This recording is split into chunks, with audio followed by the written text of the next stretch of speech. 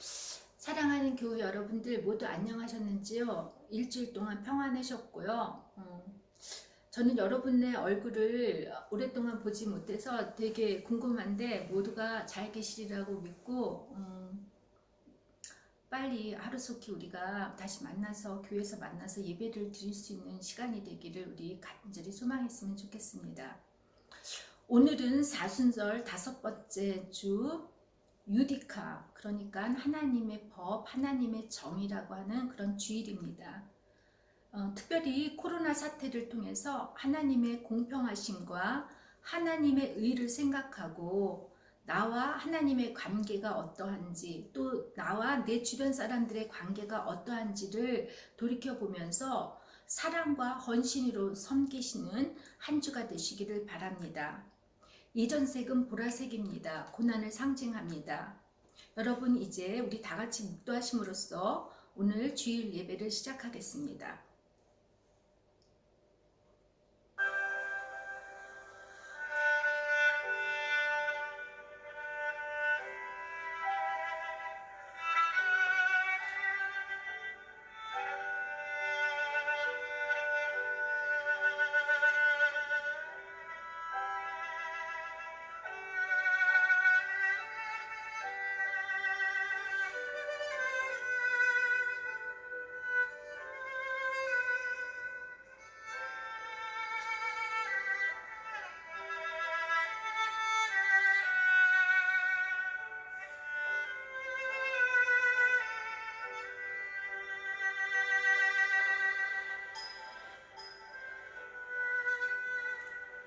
사람이 내 말을 듣고 지키지 아니할지라도 내가 저를 심판하지 아니하노라. 내가 온 것은 세상을 심판하려 함이 아니요 세상을 구원하려 함이로라. 나를 저버리고 내 말을 받지 아니하는 자를 심판할 이가 있으니 곧 나의 한 그 말이 마지막 날에 저를 심판하리라.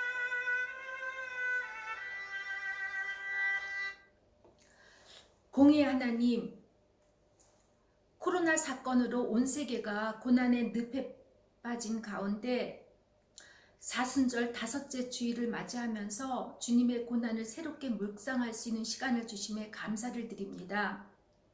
우리의 힘만으로는 모든 것이 가능하다고 여겼던 우리들의 자만과 교만이 하루아침에 코로나 사건으로 하나님의 없이는 될 수 없는 인생임을 깨닫고 이 시간 하나님의 거룩하신 삶의 모습으로 돌아갈 수 있도록 성령님 이 시간 우리들의 몸과 마음과 영혼을 받아주시옵소서. 각자의 처소에서 고난의 주님 앞에 겸손히 그리고 간절한 마음으로 예배를 드리고자 머리를 숙인 저희들에게 꼭 필요한 말씀을 듣게 하시고 우리의 신앙과 믿음을 새롭게 회복할 수 있는 살아있는 예배가 되게 하여 주시옵소서. 예수님의 이름으로 기도드립니다. 아멘. 오늘 말씀은 창세기서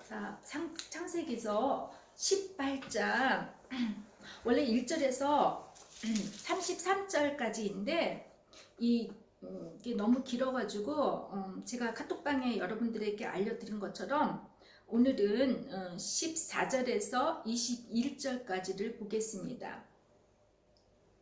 18장 14절에서 21절까지입니다. 찾으신 줄 알고 제가 봉독하겠습니다. 여호와께 능하지 못할 일이 있겠느냐? 기한이 이를 때 내가 내게로 돌아오리니 사라에게 아들이 있으리라. 사라가 두려워서 부인하여 이르되 내가 웃지 아니하였나이다. 이르시되 아니라 내가 웃었느니라. 그 사람들이 거기서 일어나서 소돔으로 향하고 아브라함은 그들을 전송하려 함께 나가니라. 여호와께서 이르시되 내가 하려는 것을 아브라함에게 숨기겠느냐? 아브라함은 강대한 나라가 되고 천하 만민은 그로 말미암아 복을 받게 될 것이 아니냐. 내가 그로 그 자식과 건숙에게 명하여 여호와의 도를 지켜 의와 공도를 행하게 하려고 그를 택하였나니 이는 나 여호와가 아브라함에게 대하여 말한 일을 이루려 함이니라. 여호와께서 또 이르시되 소돔과 고모라에 대한 부르짖음이 크고 그 죄악이 심히 무거우니 내가 이제 내려가서 그 모든 행한 것이 과연 내게 들린 부르짖음과 같은지 그렇지 아니하는지 내가 보고 알려 하노라. 아멘.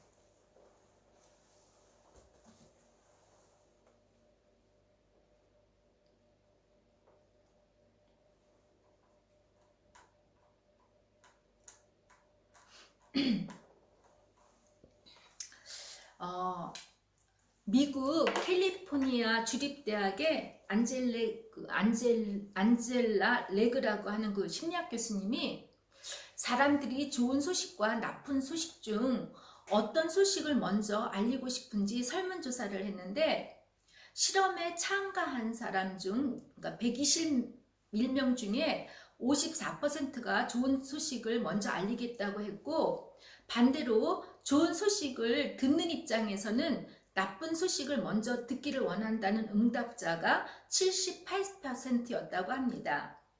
제가 가끔 이제 독일교회나 학교에서 아이들에게 좋은 소식을 들을지 아니면 나쁜 소식을 먼저 들을지 이렇게 물어보면 대부분의 아이들은 나쁜 소식을 먼저 듣고 싶다고 합니다. 매도 먼저 맞는 편이 낫다고 나쁜 소식을 먼저 듣게 되면 그 불쾌한 감정들이 나중에 좋은 소식으로 다소 누그러질 수가 있기 때문에 나쁜 소식을 먼저 듣기를 원하는 것 같은데 여러분은 어떠세요? 좋은 소식을 먼저 듣고 싶습니까? 아니면 나쁜 소식을 먼저 듣고 싶습니까? 유감스럽게도 지금은 우리가 하나님께서 알려주시는 좋은 소식을 먼저 듣고 그리고 나서 나쁜 소식을 들어야 할 것 같습니다. 오늘 본문은 세 사람이 아브라함을 방문해서 아브라함에게 사라가 1년 뒤에 반드시 아들을 낳을 것이라는 그런 좋은 소식을 전해주고 후에 아브라함 조카 롯이 살고 있는 소돔과 고모라를 심판하시겠다는 나쁜 소식을 전해주는 내용입니다. 먼저 좋은 소식에 대해서는 창세기 18장 1절에서 19절을 여러분과 나눠보기로 하겠습니다. 1절과 2절을 보면 가장 뜨거운 오후에 장막 문 앞에서 쉬고 있는 아브라함 앞에 세 사람이 방문을 합니다.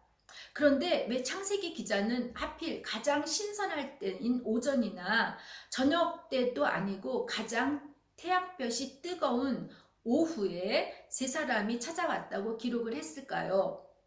제가 이 점에 대해 궁금해서 여러 주석들을 찾아봤지만 어떤 주석이나 또 어떤 해설도 발견하지를 못했습니다.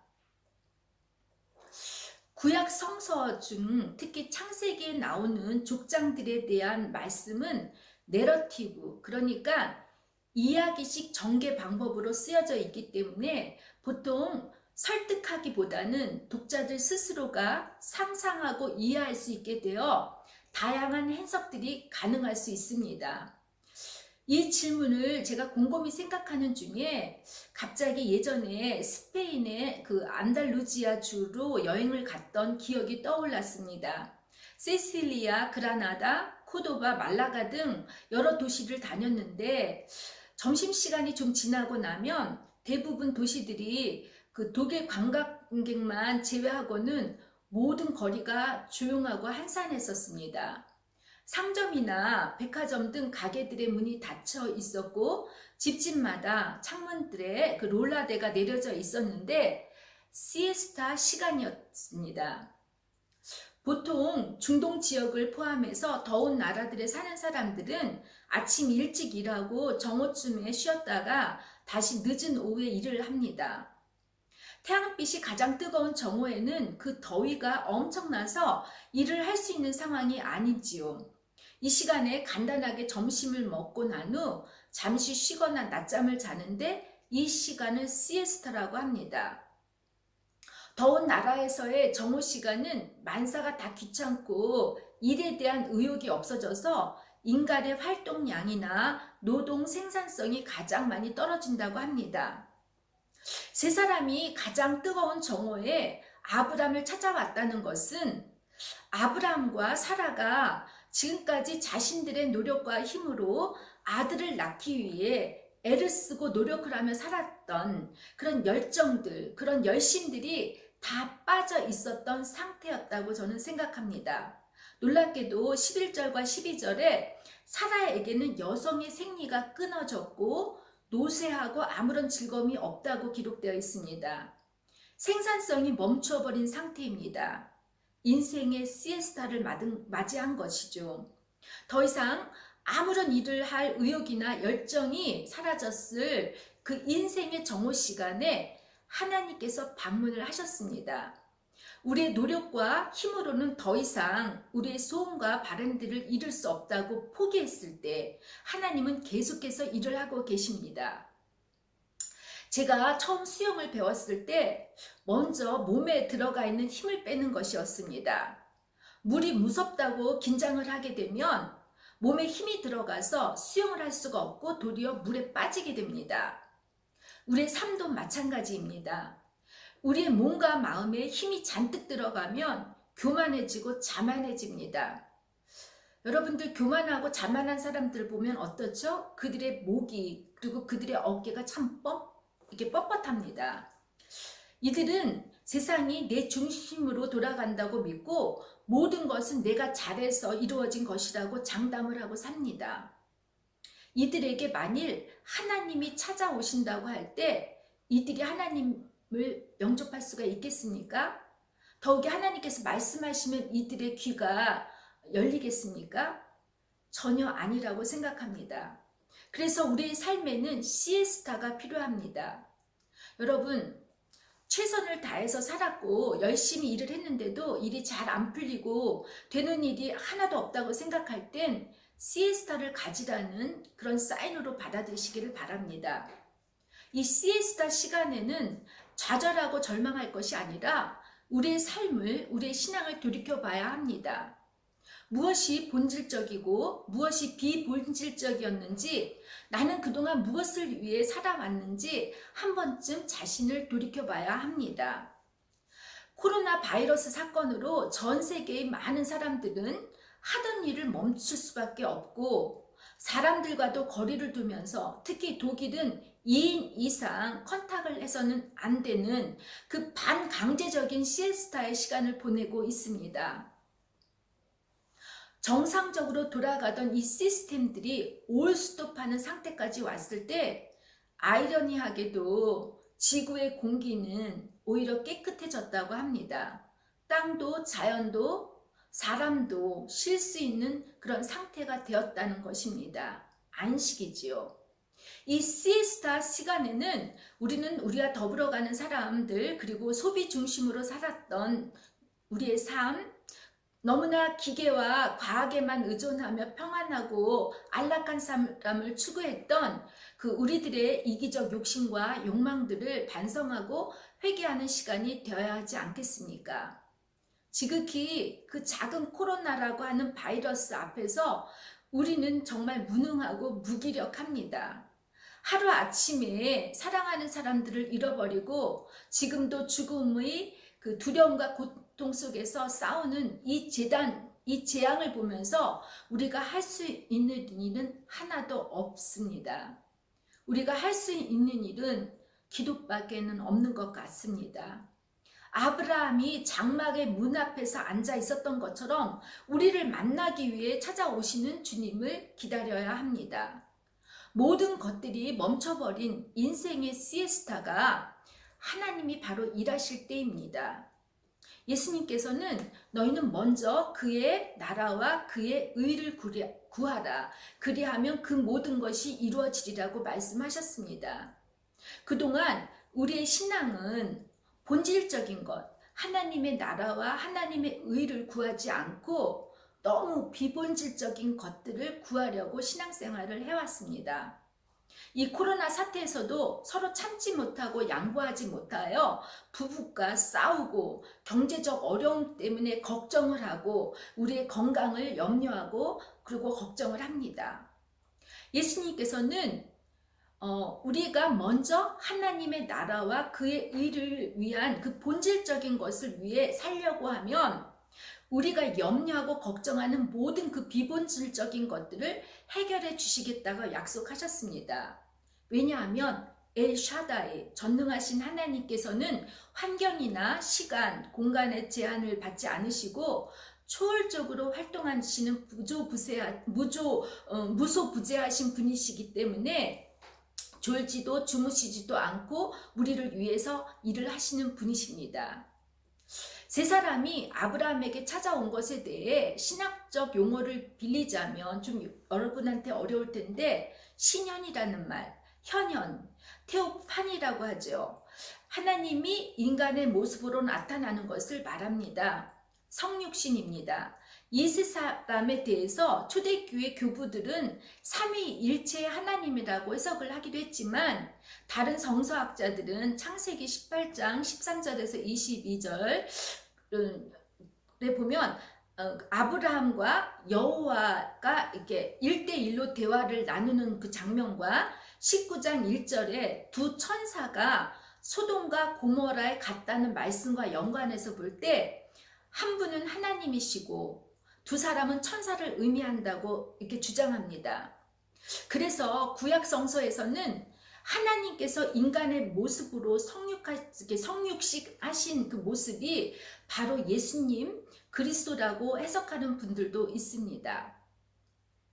주님이 아브라함을 방문했을 때 아브라함은 손님 접대에 고대 근동의 관습에 따라 손님들에게 먼저 발을 씻을 물을 주고 급히 빵을 굽고 가장 좋은 송아지를 잡아 치즈와 우유로 풍성한 음식을 차리고 손님을 접대합니다. 아브라함은 온 마음과 정성을 다해 대접을 합니다.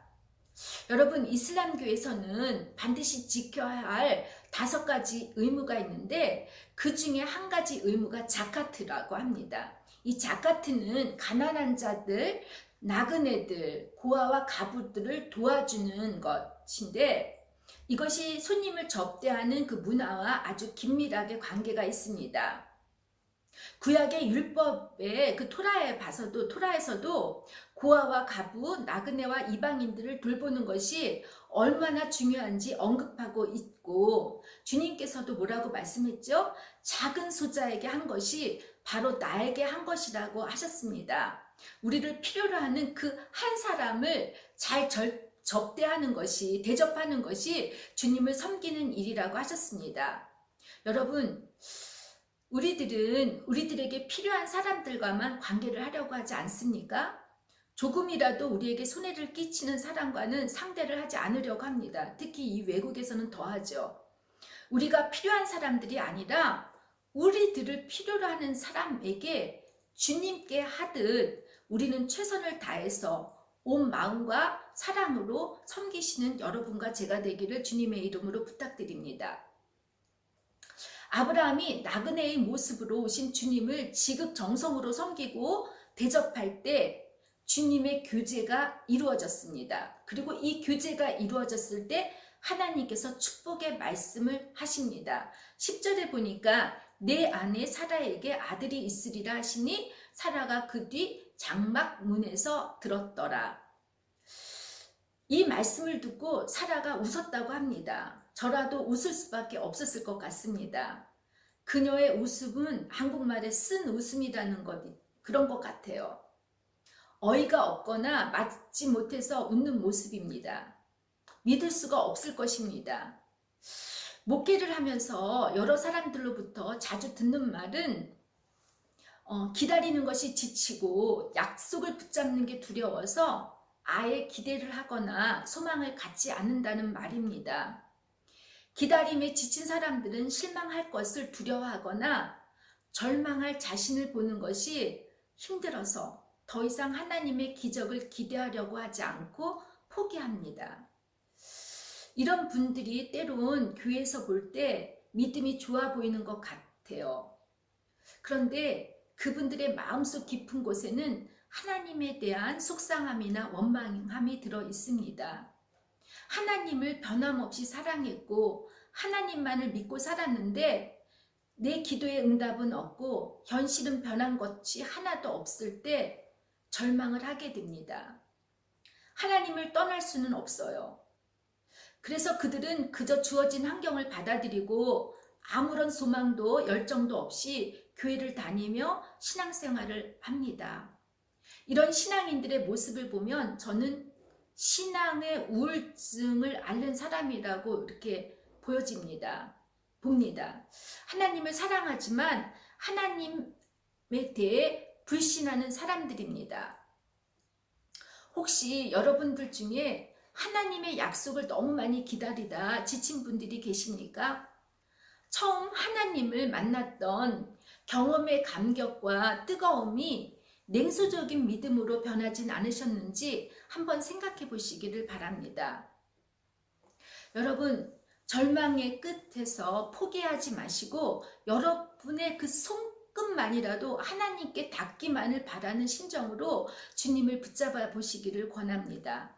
하나님께서 분명히 그분의 때에 여러분의 닫힌 미래의 문을 여실 것이라고 저는 믿습니다. 믿습니까? 14절에 보면 주님께서 이렇게 말씀하십니다. 여호와께서 능하시지 못한 일이 있겠느냐. 기한이 이를 때에 내가 내게로 돌아오리니 사라에게 아들이 있으리라. 현실적으로 절망스러운 상황이고 아무것도 변할 것 같지 않은 사람이라 할지라도 쓴 웃음을 웃음으로 바꾸게 하시는 하나님의 약속을 믿으시고 신앙의 우울함을 극복하시기를 주님의 이름으로 축원합니다. 이제 마지막으로 하나님께서 아브라함에게 전해주시는 나쁜 소식을 여러분과 나눠보겠습니다. 20절과 22절에 이렇게 뭐라고 기록되어 있냐면 여호와께서 또 이르시되 소돔과 고모라에 대한 부르짖음이 크고 그 죄악이 심히 무거우니 내가 이제 내려가서 그 모든 행한 것이 과연 내게 들린 부르짖음과 같은지 그렇지 않은지 내가 보고 알려 하노라 라고 말씀하십니다. 하느님께서는 아브라함의 조카 롯이 살고 있는 소돔과 고모라를 심판하시겠다고 하십니다. 원래 소돔에서 나온 말 소돔이라는 거 아시죠? 소돔이가 남색이라는 것입니다. 많은 신앙인들 중에는 하나님께서 소돔을 심판하신 것이 동성애 때문이라고 생각하고 동성애를 죄라고 간주하시는 분들이 많습니다. 그런데 하나님께서 소돔을 심판하시겠다고 하신 이유는 방금 전 우리가 읽은 19절 말씀에 나옵니다.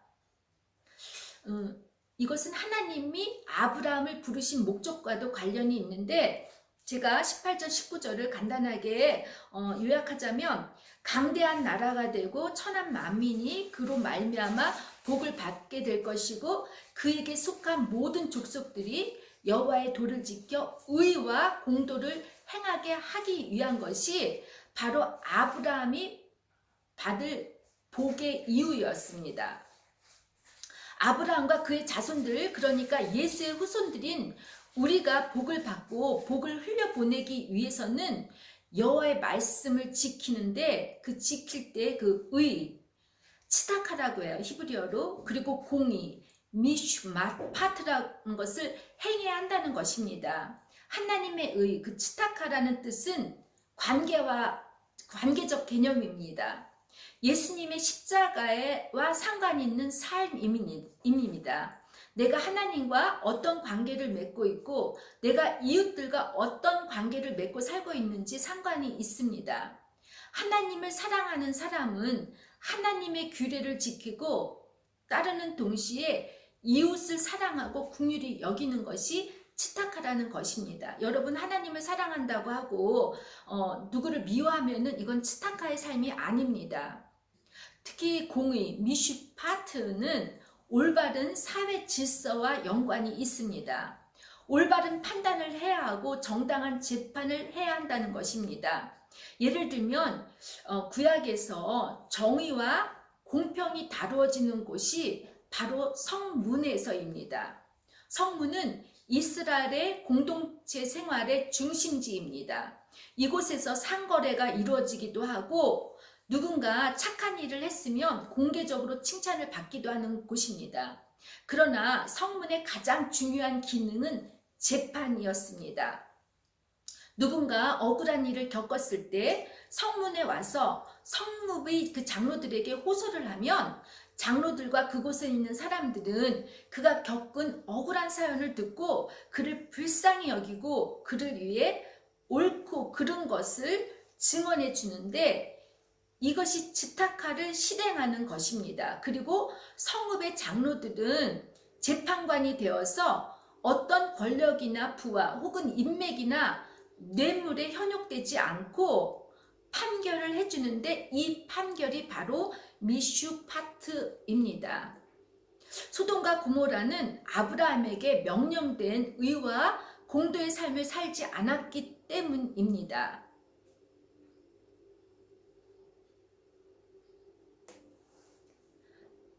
소돔과 고모라가 심판을 받게 된 그 진짜 이유를 에스겔 선지자는, 내 아우 소돔의 죄악은 이러하니 그와 그의 딸에게 교만함과 음식물의 풍족함과 태평함이 있음이며 또 그가 가난하고 궁핍한 자를 도와주지 아니하니라. 그 궁핍한 자를 도와주지 아니하기 때문이라고 에스겔 선지자는 말하고, 이사야 선지자도 너희가 어찌하여 가난한 자의 얼굴에 맷돌질을 하였으며 또 불의한 법령을 발표하여 불의한 말을 기록하며 빈핍한 자를 불공평하게 판결하여 내 백성의 가련한 자의 권리를 박탈하게 하고 과부들을 토색하고 고아의 것을 악탈하기 때문에 화가 있을 것이라고 말했습니다. 즉 소돔과 고모라의 멸망과 심판은 하나님의 츠타카와 미슈파트를 하지 못했기 때문인 것입니다. 그리고 21절 소돔과 고모라의 부르짖음이 컸다는 말은 약자들의 억울함을 풀지 못해 지르는 소리이고, 소돔과 고모라의 죄악이 심히 무거웠다는 것은 약자들의 억울함을 공평하게 풀어주지 못했다는 것입니다. 여러분, 이상하게 우리 기독교인들은 성에 대해서 참 민감합니다. 특히 동성애가 죄냐 죄가 아니냐로 피터지게 싸웁니다. 마치 동성애가 지구의 멸망과 종말을 가져다 줄 것처럼, 이것이 하나님으로 받을 심판일 것처럼 이야기하시는 분들이 많습니다. 저는 이 문제에 대해서 충분히 여러분들께 이미 말씀을 드렸기 때문에 이 시간 여러분들에게 이 자리에서 언급은 하지 않겠습니다. 지금 동성애 때문에 우리가 신학적으로 정서적으로 싸우고 다투고 있을 것이 아니라, 신앙인으로서 우리가 츠타카, 미슈파트의 삶을 살고 있는지 돌이켜 봐야 된다는 것입니다. 가난한 자, 소외된 자, 고아와 과부와 이방인들에게 소위 갑질을 하고 살고 있는지, 또 이 갑질한 자들을 뇌물과 불의로 올바르게 판단하지 않았나, 내 신앙의 교만으로 쉽게 다른 사람들을 정죄하고 다른 사람들의 희생과 피로 나의 배를 배불리게 하고 살고 있지 않았는지 우리는 돌이켜봐야 할 것입니다. 지난 우리들의 역사를 돌이켜보면 이 세계사도 마찬가지로 한 나라의 멸망은 동성애 때문이 아니었습니다. 권력의 부패와 독재, 한 인권의 권리를 무시하고 성을 착취하고 노예로 만든 하나님을 진정으로 알지 못하는 그 무지와 교만 때문이었습니다. 하나님의 목적이 아니라 하나님을 믿는 것이 내 욕심을 채우기 위한 수단으로 잘못 이용했을 때 그 결과는 하나님의 심판이었고 패망이었습니다. 저는 지금까지 한 번도 하나님의 심판에 대해서 그리고 지옥에 대해서 설교를 한 적이 없습니다.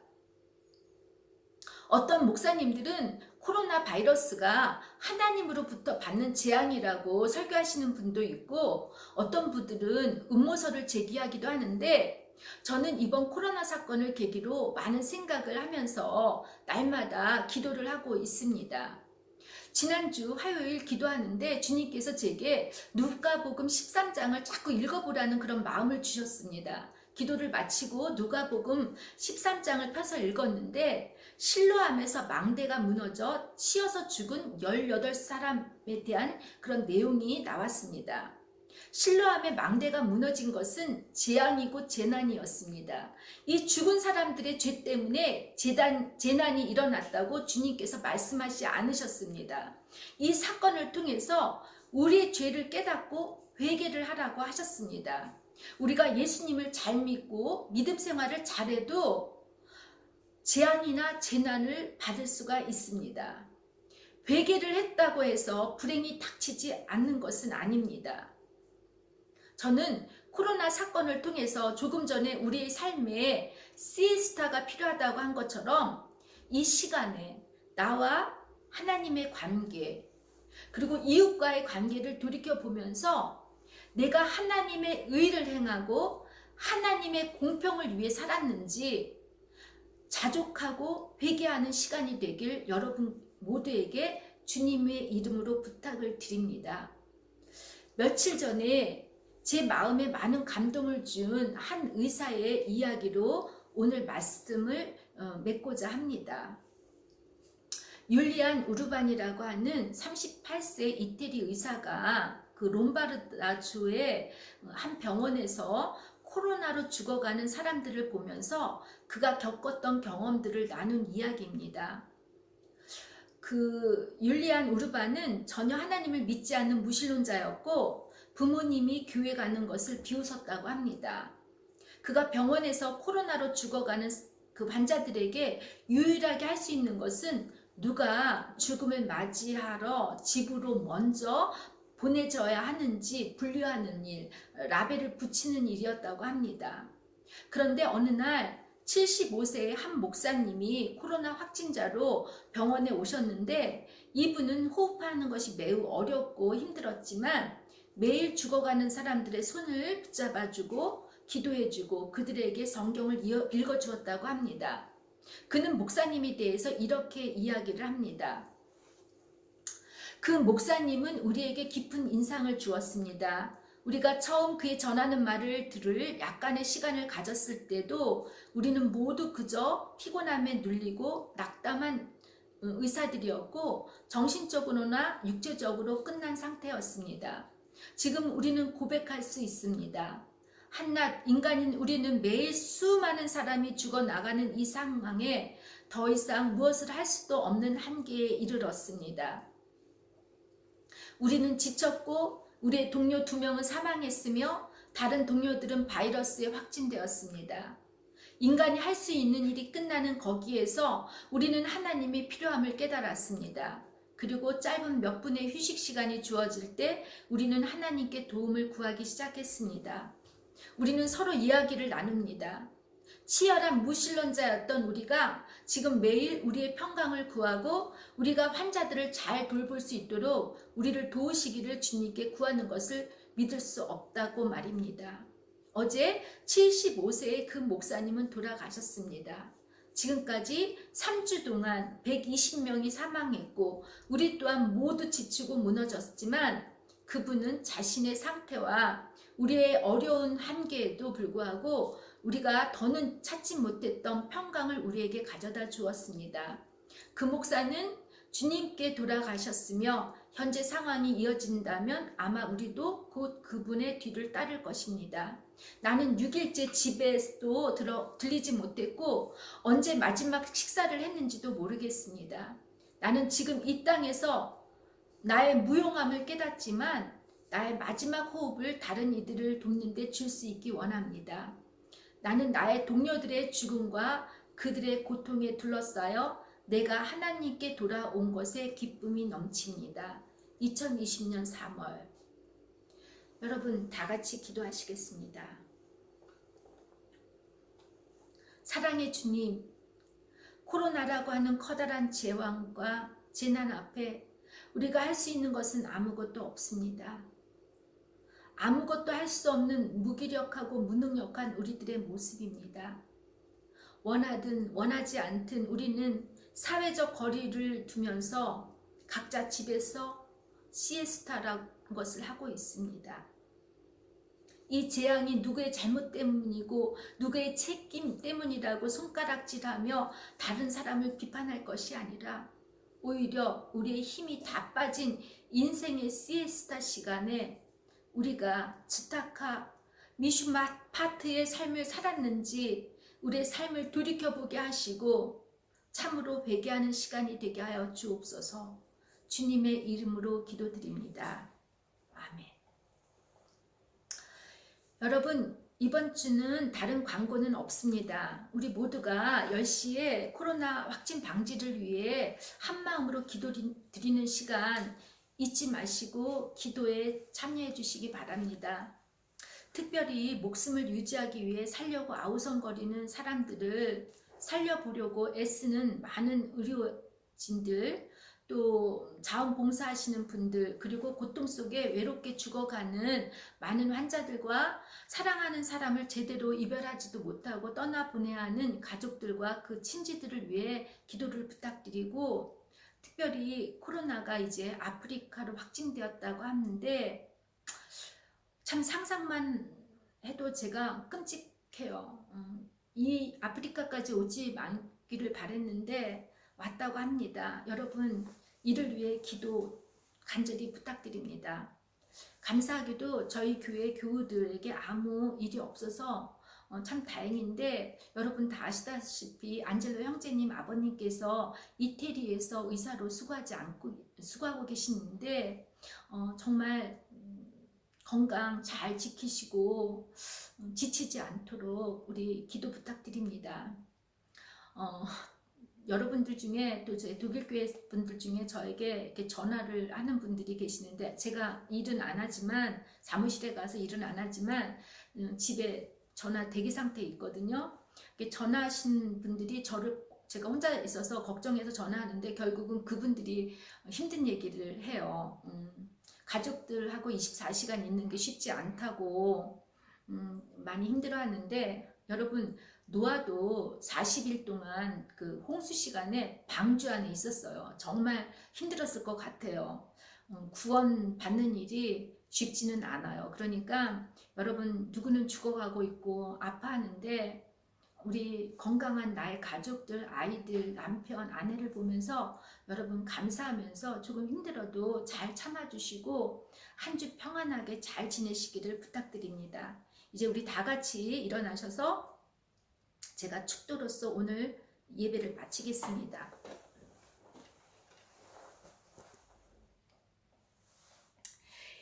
이제는 우리 주 예수 그리스도의 십자가의 은혜와 하나님 아버지 지극하신 사랑과 성령의 감화와 간동하심과 위로하심이 이제로부터 영원까지 함께 하시기를 간절히 축원하옵나이다.